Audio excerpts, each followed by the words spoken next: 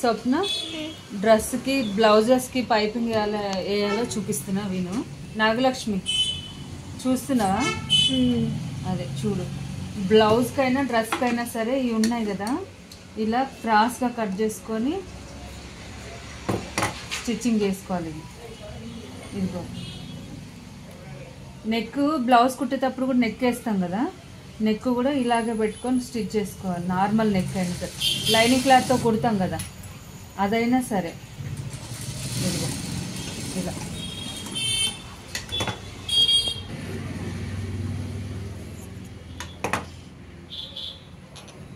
చేసావా? అనొచ్చు, మీరు గట్టిగా మాట్లాడచ్చు. ఏం తగ్గదు. మౌనిక వస్తా అన్నది కదా అప్పుడు రాలేదు. అన్నీ కూడా ఇలా జాయింట్ వేసుకోవాలి స్వప్న. ఇంకో ఇలా వేసుకొని ఇప్పుడు పైపింగ్ ఎలా అటాచ్ చేయాలో చూపిస్తాను. చూడండి నాగలక్ష్మి, థ్రెడ్ ఇది కొలుచుకున్నాం కదా ఇందాక, ఇది క్లాత్ కుట్టేసుకున్నాం కదా, ఇగో ఇలా పెట్టేసుకొని కుట్టుకోవాలి. సెంటర్కి పెట్టుకొని కుట్టుకోవాలి. దీంట్లో 3 రకాలు ఉంటాయి ఇలా స్టిచ్చింగ్ చేసుకునేవి. ఇది ఫస్ట్ రకం, ఇది ఒక రకం. కొందరికి చిన్న పాదాలు ఉంటాయి మిషన్కు షెడ్ చేసేటి, అవి పెట్టుకుంటారు. ఈ మిషన్లకు అయితే అవసరం లేదు పాదాలు, ఇలా కూడా పెట్టుకోవచ్చు. ఇదిగో ఇలా వస్తుంది సన్నగా పైపింగ్, చుట్టూ క్లారిటీగా టైట్గా వస్తుంది, నీట్గా.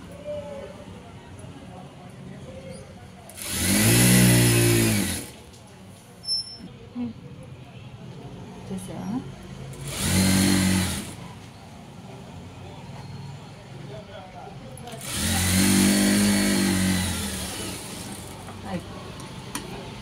ఇలా సన్నగా కుట్టేసుకున్నాం. చూసారా ఎంత బాగా వచ్చిందో?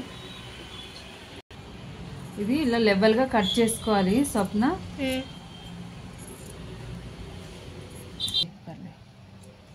అంటే జస్ట్ కాన్ ఆఫ్. డ్రెస్కి పైపింగ్ వేస్తున్నా చూడండి నాగలక్ష్మి. ఫస్ట్ మనము ఇలా అటాచ్ చేసైనా చేసుకోవచ్చు, 2 ఒకేసారి అయినా చేసుకోవచ్చు. ఇదిగో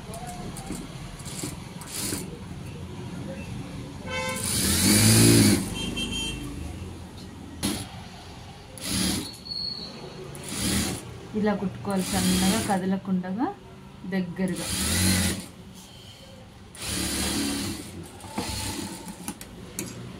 ఇప్పుడు దీనికి లైనింగ్ అటాచ్ చేసుకోవాలి. చూడండి ఇలా సెట్ చేసుకొని స్టిచ్చింగ్ చేయాలి. దీనిపై నుంచి కుట్టేసుకోవాలి. చూడండి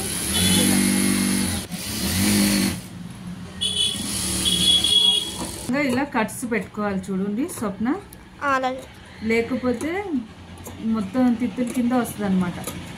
ఇలా ఓకే. కినారి కుట్టు వేసుకోవాలి.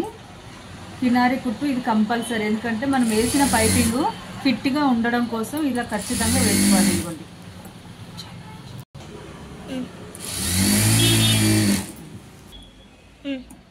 ఇక పైపింగ్ రెడీ అయింది. చూసావా నాగలక్ష్మి ఎంత నీట్గా వచ్చిందో? పైపింగ్ ఇలా రావాలి. రెడీ చేసుకుంటే, అలా రెడీ చేసుకుంటే ఇంత పర్ఫెక్ట్గా వస్తుంది. మీరు కూడా చూసి నేర్చుకోండి.